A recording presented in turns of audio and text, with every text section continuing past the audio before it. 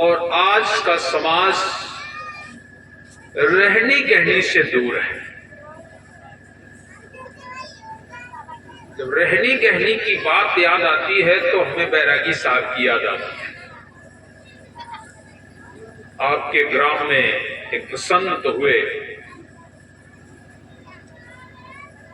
आश्रम की सेवा उन्होंने जब से यहां से गए बराबर दी। तो बताते थे कि जब हमने बैराग लिया था तो हमने घर का खाना बंद कर दिया था और गांव के लोग हमारी मजाक करते थे और ऐसी जगह हम खाना बनाते थे जहां घूर पड़ते थे, वहां मैंने भोजन बनाया है। किसी के बर्तन नहीं लिए, अंगोछे में आटा मार करके रोटी बना करके खाया है। क्यों भाई, ये सच बात है कि नहीं? ये बात आप सबको पता होगा, पूरे गांव को पता होगा, कोई नई बात नहीं है। नए बच्चों को नहीं पता, वो अलग बात है। जो व्यक्ति धर्म के लिए ऐसा कर सकता हो, कैसा व्यक्ति होगा। लेकिन उसकी कीमत इसलिए नहीं है क्योंकि वो गरीब परिवार से आते हैं और समाज में भी बहुत बड़ी ऊंची जाति के नहीं है। अगर ऐसा कोई कार्य ब्राह्मण लोग करते, क्षत्रिय लोग करते तो शायद दुनिया में नाम अमर हो जाता है। आज अगर कोई व्यक्ति कुछ कर दे उसको तुरंत हाईलाइट कर दिया जाता है, फलाना साधु ऐसा, ठिकाना साधु ऐसा। लेकिन उन्होंने जीवन पर्यंत अपनी अंतिम श्वास तक वो आश्रम में रहे। अंतिम श्वास उन्होंने आश्रम में पूरी करके और ये सिद्ध कर दिया कि मुझे परिवार की आवश्यकता नहीं है, मुझे तो सद्गुरु की आवश्यकता है, साहब की आवश्यकता है। परिवार से उन्होंने कभी ये नहीं कहा कि नहीं नहीं, मुझे तुम मेरी सेवा करना या मुझे खाने को देना। भोजन, कपड़ा, ये तो उसके नाम पर निकल जाओ तो क्या कहते हैं, एक भजन ही साहब कबीर का है, चारों दिशा जगीरी में मन लागो मेरो यार फकीरी में। चारों दिशा जगीरी में, जिस तरफ कोई निकल जाए जागीर ही जागीर है। भक्त को कहीं तकलीफ नहीं है, संत को कभी तकलीफ नहीं है। ये तो कहने की बात है। आज वो बातें याद आ रही है। आपके यहां एक रामेश्वर साहब हुए, उनका भी हमारे पथ में बहुत बड़ा योगदान रहा। बहुत पुराने कबीर पंथी रहे। कबीर पंथ तो मुझे ऐसा लग रहा है कि आपके ग्राम में भी परम पूज्य लालदास साहब के समय से ही कबीर पंथी रहे हैं। हमारा आपके ग्राम में आने का मतलब तीसरी पीढ़ी। पूज्य लालदास साहब के बाद पूज्य गुरुदेव मानसी बालकदास जी साहब, और आज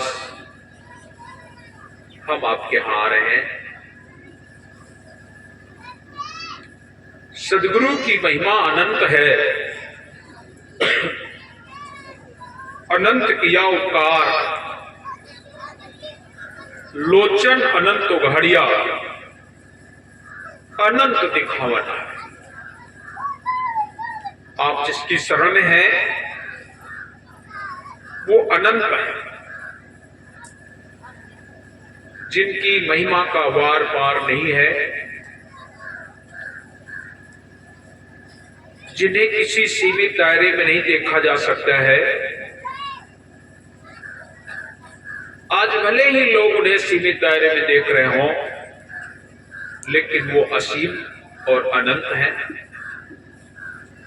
ऐसे सदगुरु जो सुता प्रकाश का, जिनका स्वयं प्रकाश, उन्होंने किसी से लिया नहीं उधार, ज्ञान भी उनका है, किसी से नहीं लिया गया। ऐसा मत सोचो कि वो किसी धर्म ग्रंथों से लिया हो, वो धर्म ग्रंथों से नहीं लेते थे। वो तो सीधे कहते हैं, मैं कहता हूं आंखिन की देखी, तू कहता है कागज की।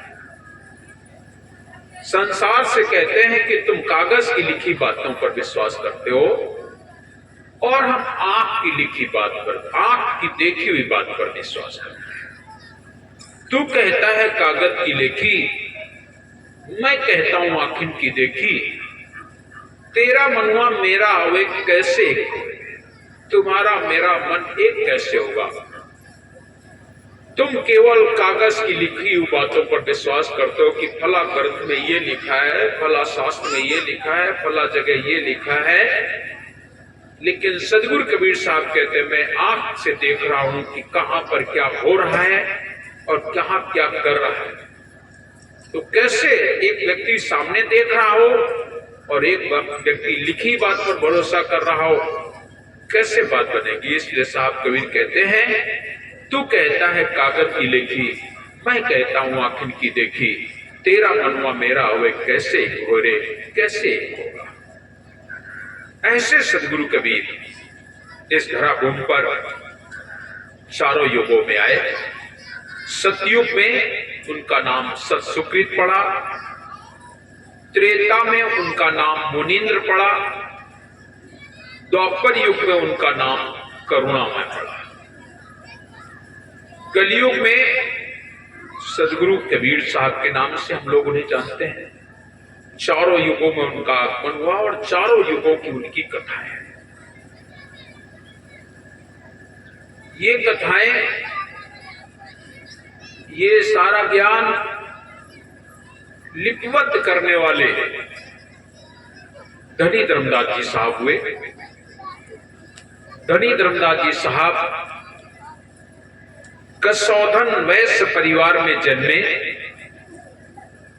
एक बहुत बड़े धनी मानी सेठ मन महेश के घर में उनका आगमन हुआ था। धर्म ग्रंथों में तो ऐसी चर्चा है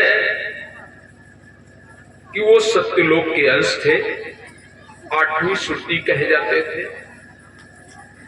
कलयुग में सदगुरु कबीर साहब का आना जब हुआ है, उससे पहले धनी धर्मदास जी साहब को भेजा गया था कि तुम पहले जाओ। 2-3 वर्ष पहले उनका आगमन हुआ था। 1452 में कार्तिक पूर्णिमा के दिन मन महेश साव के घर उनका आगमन हुआ था। उनका नाम जुड़ावन साव रखा गया था। यहां आकर के सरगुण मत की भक्ति में संलग्न हो गए। उनका विवाह भी हुआ, एक बेटा भी जन्म लिया, नारायण दास उनका नाम पड़ा। और इसके बाद उनके जीवन में भक्ति से लगाव हुआ, इतना लगाव हुआ कि वो संतों से, महापुरुषों से सत्संग भी करते थे, बैठते थे, ज्ञान चर्चा होती थी। उन महापुरुषों ने उन्हें कुछ ऐसी रास्ताएं बता दी जिससे ये संसार भटक रहा है। उन्हें तीर्थ जाने का उद्बोधन कर दिया। धनी धर्मदास जी साहब भी तीर्थों में भ्रमण करने लगे। उनके पूज्य गुरुदेव का नाम रूपदास जी था। शालिक राम जी की पूजा करते थे और भ्रमणशील हो गए थे। उनके शब्दों में सुनने में मिलता है 68 तीरथ में फिर आयो दरस हेत बहुबारा, भई न भेंट नाथ सपने में अस का भाग मारा, ढूंढ ढूंढ में हारा सदगुरु मिला न दरस तुम्हारा। 68 तीरथ घूम के आ गया। घूमते घूमते घूमते घूमते 1519 में सदगुरु कबीर साहब और धनी दमदास जी साहब की मुलाकात मथुरापुरी में हुई।